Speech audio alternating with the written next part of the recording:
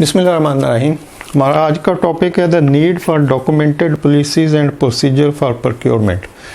Procurement या supply chain के लिए पॉलिसीज और प्रोसीजर क्यों बनाए जाते हैं, इनकी ज़रूरत क्यों होती है, अगर ये नहीं होते तो फिर क्या नुकसान हो सकता है। पॉलिसीज में be based on the following: organisational objective, legislation, regulation, standards. जो भी पॉलिसीज बनाई जाती हैं उनमें ऑर्गेनाइजेशनल ऑब्जेक्टिव को मेंशन किया हो सकता है, लेजिस्लेशन हो सकती है, रेगुलेशन हो सकते हैं, स्टैंडर्ड्स हो सकते हैं। तो इन चीज़ों के ऊपर किसी प्रोक्योरमेंट डिपार्टमेंट के लिए पॉलिसीज डिफ़ाइन की जाती है। पॉलिसी को आप मैनुअल भी कह सकते हैं। प्रोक्योरमेंट मैनुअल में जो चीज़ें हैं वो पॉलिसी को ही रिफ्लेक्ट कर रही होती है, यानी वही प्रोक्योरमेंट की पॉलिसी होती है। तो मैनुअल और पॉलिसी एक ही चीज़ है। अब जब भी किसी प्रोक्योरमेंट डिपार्टमेंट के लिए कोई पॉलिसी या मैनुअल बनाया जाएगा तो उसमें ऑर्गेनाइजेशनल ऑब्जेक्टिव क्या हो सकते हैं। ऑर्गेनाइजेशन का ऑब्जेक्टिव जो मेन प्रोक्योरमेंट डिपार्टमेंट के लिए होता है वो होता है कि जो भी रिक्वायरमेंट्स हैं किसी भी एंड यूज़र की, कंपनी में जो लोग काम कर रहे हैं उनके रिलेटेड जो भी ज़रूरतें हैं उनको टाइमली पूरा कर दिया जाए। बहुत सारे लोग समझते हैं कि प्रोक्योरमेंट का काम लोएस्ट प्राइस के ऊपर चीज़ों को ख़रीदना है, तो ये गलत कंसेप्ट है। मतलब लोएस्ट प्राइस ज़रूरी होती है, लेकिन लोएस्ट प्राइस बहुत बाद में आती है। जो टॉप प्रायोरिटी होती है, नंबर 1, वो होती है कि जो ज़रूरत की चीज़ें हैं, जिनकी रिक्वेस्ट आ रही है, जिनकी डिमांड आई है, उनको टाइमली डिलीवर करना। अगर आप टाइमली उन चीज़ों को डिलीवर नहीं करते तो इसका मतलब कि आपकी प्रोडक्शन स्टॉप हो सकती है, या जिस काम के लिए उस चीज़ की ज़रूरत थी वो काम रुक सकता है। तो इस तरह की जो प्रॉब्लम है वो कोई भी कंपनी बर्दाश्त नहीं करती कि जिस टाइम पे जिस चीज़ की ज़रूरत है वो अवेलेबल ना हो और वो काम रुक जाए। तो इसका मतलब कि फिर प्रोक्योरमेंट डिपार्टमेंट को इसीलिए बनाया जाता है कि वो टाइमली चीज़ों को प्रोवाइड करे जिनकी ज़रूरत है। कोई 1-1.5 सदी पहले ये होता था कि जो भी लोग काम कर रहे होते थे किसी कंपनी में, उनकी जो ज़रूरतें होती थी वो खुद ही अपनी ज़रूरतें डिफ़ाइन करते थे, अपने इंचार्ज से अप्रूवल लेते थे, कैश कलेक्ट करते थे और बाज़ार से जाके ख़रीद लेते थे। तो उस वक्त हर बंदा अपनी ज़रूरत की चीज़ खुद ही लेता था। अभी भी बहुत सारी कंपनीज़ में ऐसे होता है कि एडमिन डिपार्टमेंट की जो ज़रूरतें होती हैं वो कहते हैं नहीं जी, प्रोक्योरमेंट वाले बहुत टाइम लगा देते हैं तो हमें तो अर्जेंट चाहिए, तो वो खुद ही ले आते हैं।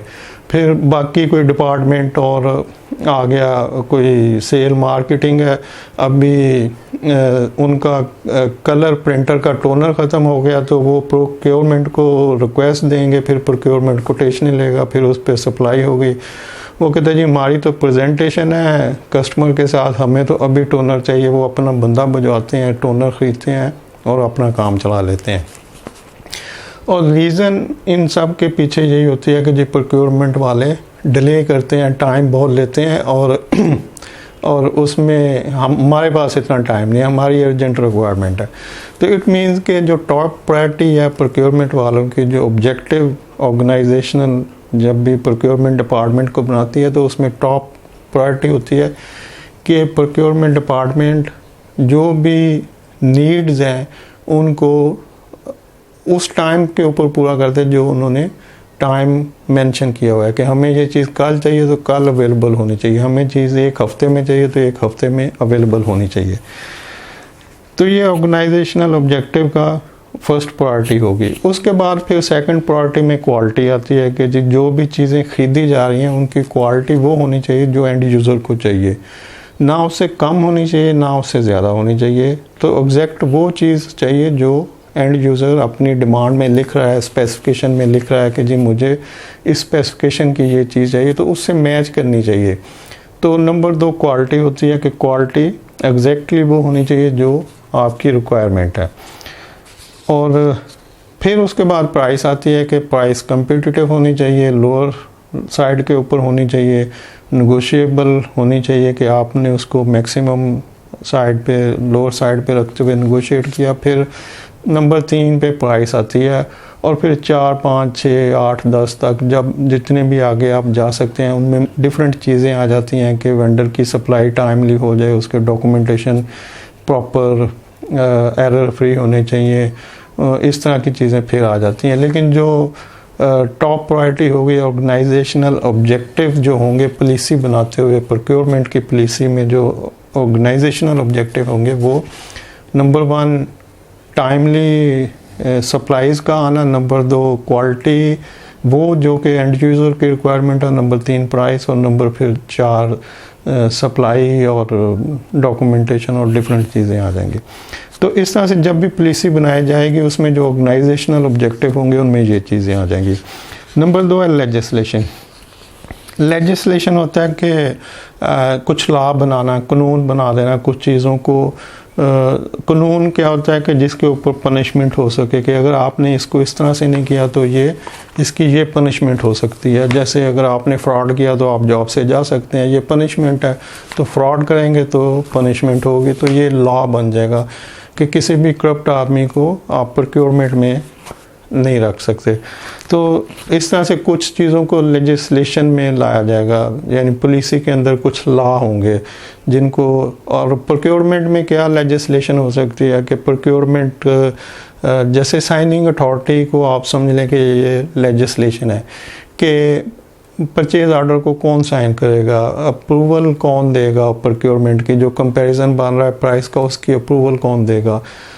तो अब इसमें नॉर्मली 3 स्टेजेस चल रही होती हैं, जैसे एक प्रिपेयर्ड बाय होता है, दूसरा चेक्ड बाय होता है, तीसरा सिग्नेटरी होता है जो फाइनल साइन करता है, और सम टाइम 4 भी होती हैं कि प्रिपेयर्ड बाय, फिर चेक्ड बाय, फिर डिपार्टमेंटल हेड, और फिर उसके बाद कोई फाइनल अथॉरिटी जो मालिक हो सकता है, कोई डायरेक्टर हो सकता है, कोई फाइनेंशियल कंट्रोलर हो सकता है जो कि बजट को देख रहा हो, तो उसके साइन भी होते हैं।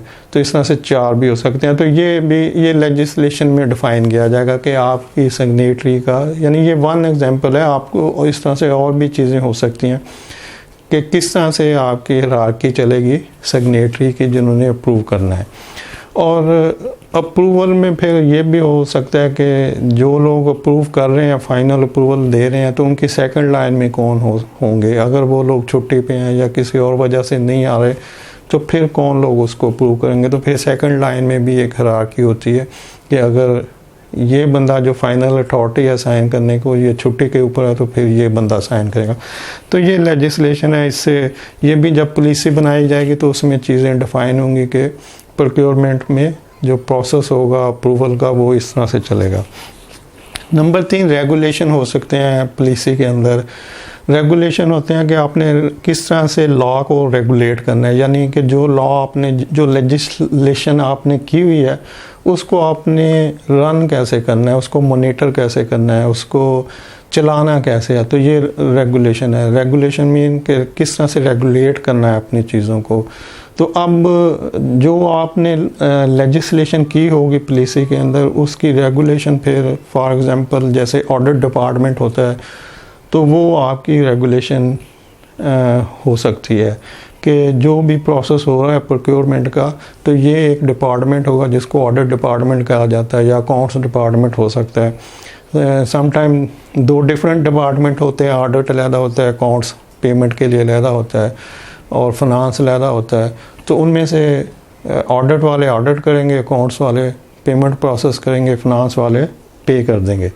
लेकिन छोटी कंपनियों में एक ही डिपार्टमेंट हो सकता है कि अकाउंट, फिनांस, ऑडिट एक ही जगह पे है, तो वही ये तीनों फंक्शन कर रहा होता है। तो ये कंपनी के वो जो डिपेंड करता है साइज़ के ऊपर।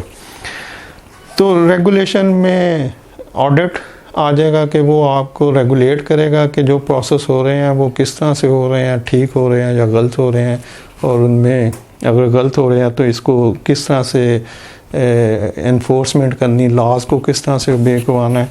तो ये रेगुलेशन की रिलेटेड पॉलिसी होगी। और ये भी पॉलिसी के अंदर डिफ़ाइन होगा, जो प्रोसीजर बनेंगे, पॉलिसी बनेगी उसके अंदर होगा कि आपके जो प्रोसेस हैं प्रोक्योरमेंट के उसको किस तरह से ऑडिट वाले चेक करेंगे और उसमें जो करेक्ट वे है वो क्या है और जो रॉन्ग है वो क्या हो सकता है, क्योंकि दोनों चीज़ें पता होंगी प्रोक्योरमेंट वालों को, तो तभी वो करेक्ट साइड के ऊपर रहते हुए काम करेंगे।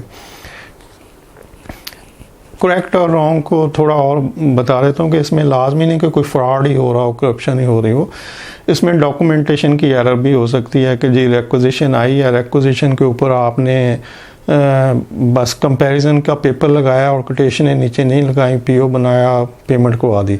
अब वो ऑडिट ने रोक लिया कि भाई ये सारे डॉक्यूमेंट्स तो ठीक हैं, आपने कंपैरिजन भी साइन कर ली, लेकिन कंपैरिजन के नीचे कोटेशन की ओरिजिनल कॉपीज़ नहीं लगी हुई जो आई थी।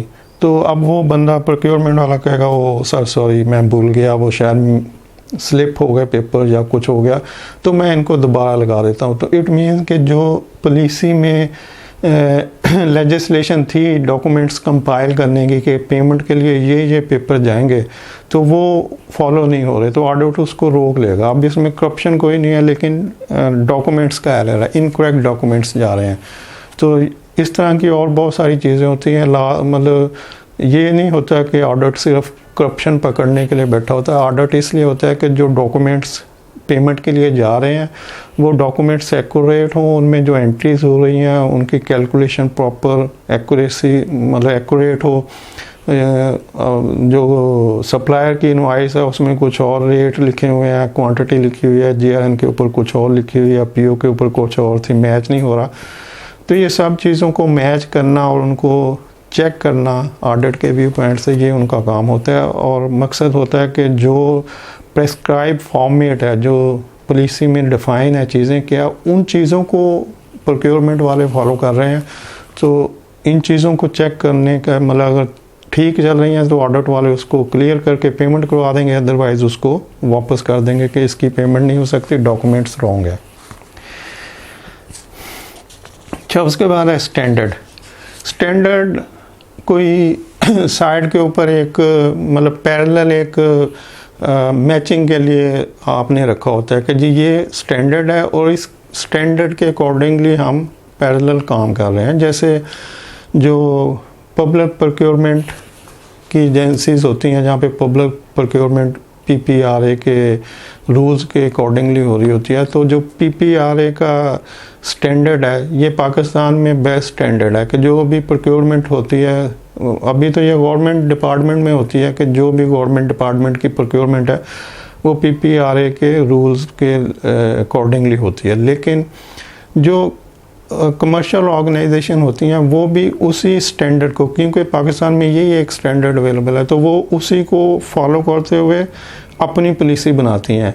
वो एग्जैक्टली उसको ओबे तो नहीं कर रही होती कंपनीज कि हमने पीपीआरए की पूरी सबको स्ट्रिक्टली फॉलो करना है, लेकिन वो गाइडलाइन उसी से ली होती हैं या फिर कुछ इंटरनेशनल जो अवेलेबल होती हैं गुड प्रैक्टिसेस उसको फॉलो करते हुए अपनी पॉलिसी को वो बनाते हैं। तो स्टैंडर्ड से मुराद है कि आप जो पॉलिसी बना रहे हैं या अपनी जो प्रोक्योरमेंट पॉलिसी के अंदर चीज़ें मेंशन कर रहे हैं उसका स्टैंडर्ड क्या है, यानी आपने कहाँ से उठाई हैं, आपने किस जगह देखा है कि जी इस तरह से कंपैरिजन करना है। तो ये जो कंपैरिजन हो रहा है कि जी 3 कोटेशन ले लें, तो ये इसके पीछे कोई स्टैंडर्ड होगा, वो पीपीआरए भी हो सकता है या कोई और भी इंटरनेशनल स्टैंडर्ड हो सकता है, कोई गुड प्रैक्टिसेस हो सकती हैं कि इस तरह से ये सिस्टम चल रहा है, तो वो हमने अडॉप्ट कर लिया। तो स्टैंडर्ड यानी पॉलिसी बनाने के लिए किसी स्टैंडर्ड को कंसल्ट करना पड़ता है या उसको मैच करना पड़ता है या उससे कुछ गाइडेंस लेनी पड़ती है। तो इस तरह से कोई भी प्रोक्योरमेंट की पॉलिसी जो बनाई जाती है उसमें ऑर्गेनाइजेशनल ऑब्जेक्टिव्स होंगे और ये हो सकते हैं, और लेजिस्लेशन हो सकती है, रेगुलेशन हो सकती है और स्टैंडर्ड्स हो सकते हैं। तो कुछ नहीं भी हो सकता है, ये डिपेंड करता है सारा कंपनी के ऊपर कि कंपनी किन चीज़ों को पॉलिसी में ऐड करती है और किन को छोड़ देती है कि ये हमारे रिलेटेड नहीं है, हमें इसमें फंसने की ज़रूरत नहीं है। अच्छा, उसके बाद है प्रोसीजर। और प्रोसीजर होते हैं फिर पॉलिसी में जो चीज़ें मेंशन होती हैं उनको ज़रा डिटेल में डिस्क्राइब किया जाता है। जैसे पॉलिसी तो एक बन गई कि जी ये इस प्रोसेस से होके हमने प्रोक्योरमेंट को करना है, लेकिन वो जो उसमें फिर पॉलिसी के अंदर डिफरेंट चीज़ें दी होंगी। जैसे पीओ बनेगा कंपैरिजन के बाद, तो पीओ कैसे बनेगा और पीओ के अंदर कौन कौन सी टर्म्स एंड कंडीशन होंगी, ये फिर प्रोसेस में डिफ़ाइन किया जाएगा। तो प्रोसेस फिर डिटेल होते हैं और प्रोसेस हर एक स्टेज के ऊपर डिटेल प्रोसेस होगा। जैसे अगर आप प्रोक्योरमेंट के पूरे प्रोसेस को देखेंगे कि नीड्स यानी कि जो डिमांड होती है, रिक्विजिशन वो आती है, उसके बाद उसके ऊपर कोटेशन कॉल की जाती है, फिर कंपैरिजन किया जाता है, फिर पीओ इशू किया जाता है, फिर जीआरएन लेके जब सप्लाई हो तो सारे डॉक्यूमेंट्स कंपाइल करके पेमेंट के लिए भिजवाए जाते हैं। तो अब ये 4-5 डिफरेंट जो स्टेप्स हैं इनको फर्दर एक्सप्लेन किया जाएगा, वो प्रोसेस होगा, वो यानी उसको प्रोसीजर कहा जाएगा कि अगर कोटेशन लेनी है तो कोटेशन लेने का क्या प्रोसीजर है, अगर कंपैरिजन करना है तो उसका क्या प्रोसीजर होगा, पीओ इशू करना है तो उसका क्या प्रोसीजर होगा, और पेमेंट करनी है तो पेमेंट का क्या प्रोसीजर होगा। जैसे ऑडिट जब पेमेंट के प्रोसीजर को देखेगा तो वो देखेगा कि जी इसमें डॉक्यूमेंट्स के अंदर ओरिजिनल रिक्विजिशन होनी चाहिए, उसके बाद जितनी कोटेशंस आई हैं उस रिक्विजिशन के लिए वो होनी चाहिए, उसके ऊपर कंपैरिजन होना चाहिए, उसके ऊपर ओरिजिनल पीओ होना चाहिए, उसके बाद ओरिजिनल जीआरएन होनी चाहिए, फिर ओरिजिनल इनवॉइस होनी चाहिए कस्टमर की। तो ये सब चीज़ें अगर इसी सीक्वेंस में अवेलेबल हैं तो इसका मतलब कि जो पेमेंट का प्रोसीजर कंपनी ने बनाया है वो उसके मुताबिक है सारी चीज़ें, तो ये पेमेंट क्लियर है, इसको कर दें। तो इस तरह से प्रोसीजर पॉलिसी के बाद बनते हैं, यानी पॉलिसी थोड़ी मुख्तसर और कंसाइज सी होती है, उसमें चीज़ों को ज़्यादा डिफ़ाइन नहीं किया जाता, डिटेल से नहीं बयान किया जाता, लेकिन प्रोसीजर डिटेल्ड होते हैं, उसमें एक एक चीज़ को डिटेल से बयान किया जाता है। और ये भी होता है कि पॉलिसी और प्रोसीजर एक ही जगह कंपाइल होते हैं कि एक ही बुक होगी, एक ही मैनुअल होगा और उसके ऊपर लिखा होगा पॉलिसी एंड प्रोसीजर। इसका मतलब कि पॉलिसी भी ये है और प्रोसीजर भी ये है। तो पहले कुछ पेजेस पॉलिसी के होंगे, उसके बाद उसी पॉलिसी को फर्दर आगे प्रोसीजर में डिफ़ाइन किया जाएगा, तो प्रोसीजर आगे लगे होते हैं। तो पॉलिसी और प्रोसीजर एक भी हो सकता है और पॉलिसी अलहदा से भी होगी और प्रोसीजर अलहदा से हो सकते हैं, तो ये भी पॉसिबल है।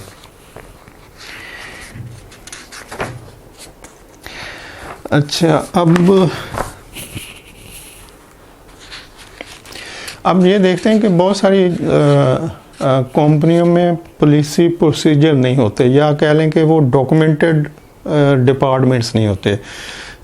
इवन मैंने खुद जॉब किया तो बड़ी कंपनीज जहाँ पर आप सोच भी नहीं सकते कि मतलब नाम लेना मुनासिब नहीं है। तो जब मैंने ज्वाइन किया तो पता चला उनके पास कोई पॉलिसी नहीं है प्रोक्योरमेंट की। तो